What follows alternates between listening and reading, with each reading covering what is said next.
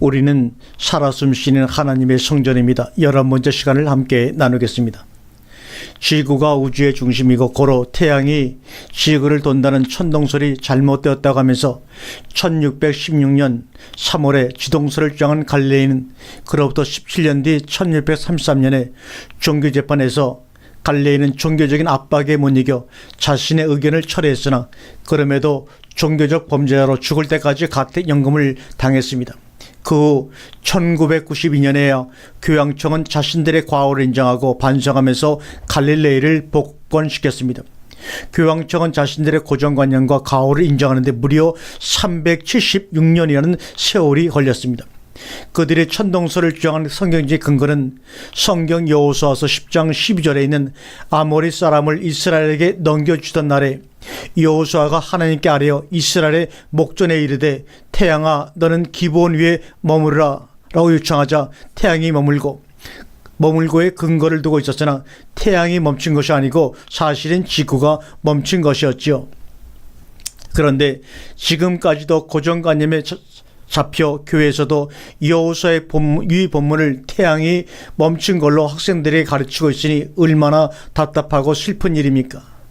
하나님이 속을 얼마나 웃으셨겠습니까? 기드온 자신이 지금 뭔 말 하는지도 모르고 욕을 하니 그러나 넷색 아니시고 하나님은 응답해 주셨습니다. 이것이 바로 하나님의 마음이십니다. 천동설과 반대로 지동설은 근대 과학혁명의 시발점이 되었으며 지구에서 보면 마치 태양이 움직이는 것 같이 보일 수도 있습니다.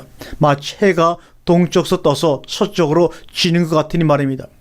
보이지 않는 그 세계를 갈릴레이와 코페르니쿠스는 어떻게 알아냈을까요?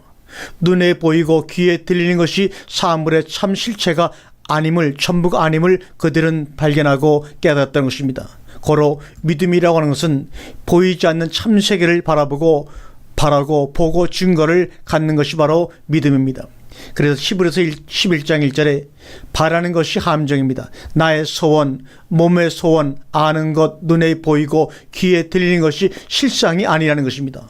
보지 못하는 것, 소원 하나 아직 응답되지 않은 것이라고 착각하는 것, 바라는 것보다 한 차원 더 나가는 것이 보는 것입니다. 이 말씀은 성전의 삶, 하늘나라의 삶 속에서의 고차원적인 얘기를 이 땅에서라고 한계짓고 얘기하니 문제라는 것입니다. 너무나 눈에 보이고 귀에 들리는 세상을 알려고만 하니 불안하고 갈라지고 하늘과 소통이 안 되는 것입니다. 이 땅에서 보이고 바라는 것은 제한되어 있기에 경쟁과 분열만 초래합니다. 누가 응답을 받아도 마찬가지입니다. 그러나 그 나라 성전에서는 제한도 한계도 없기에 기쁨과 감사와 하나됨을 경험할 수가 있습니다. 알려고만 하지 말고 알면서 모름으로 나아가 오직 믿음으로 순종할 때 하늘의 길이 보이는 것입니다. 성도의 삶이란 모름의 삶을 지켜나가면서 오늘 주어진 일을 최선을 다해 행할 뿐입니다. 순간을 사랑하라. 순간의 에너지가 불가능을 가능으로 변화시킬 것입니다. 히틀러에 맞서 싸웠던 20세기의 위대한 신학자 보네포 목사님은 오직 믿음으로 복종할 뿐이라고 고백을 했습니다. 사도 바울도 모든 것을 배설물로 여겨버렸습니다. 이 말씀을 알면서 모름으로 나가 오직 순종으로 행할 뿐이라는 고백입니다. 그러자 하늘의 문이 열렸고 하나님 아버지와 비로소 소통이 되었던 것입니다. 그 중에서도 인간이 알려고 해도 알 수 없는 것이 바로 인간들의 마음입니다. 참 마음을 가진 자는 모름을 생명으로 걸고 지켜나가면서 우리는 그날그날을 천년으로 알고 기쁨으로 행할 뿐입니다. 그 일이 어떤 일이든 개의치 않고 하루를 영혼처럼 여기며 감당할 때 성전의 참된 삶이 열리는 것입니다. 에스겔 선지자를 통하여 하나님의 신이 너에게 임하면 돌 같은 마음, 굳은 마음을 부드러운 마음으로 피가 흐르는 마음으로 변화시킬 것이라는 약속을 우리에게 주셨습니다. 예수님이 십자가상에서 날 위해 희생의 피를 흘리셨어도 성령의 임재가 통하지 않고서는 그것을 우리가 경험할 수가 없습니다. 예수님도 자신의 생명을 걸고 우리의 마음을 새롭게 하여 주셨습니다. 마음의 문제는 생명의 문제이기에 우리의 힘으로는 절대로 하나님이 주신 생명을 알 길이 없습니다. 그래서 예수님은 누구도 판단치 않으시고 생명을 주시려고 묵묵히 자신의 십자가의 길을 통해 아버지의 뜻을 이 땅 위에 실천하셨습니다. 자신의 생명을 걸고 그 일이 과연 바른 일인지 남의 판단에 귀 기울이지 않고 일의 귀천을 따지 않으시고 묵묵히 그 길을 가졌습니다. 이것은 알의 길이 아니라 바로 모름의 길입니다. 하나님 앞에서 우리는 모름을 지켜나가면서 오직 순종할 뿐입니다.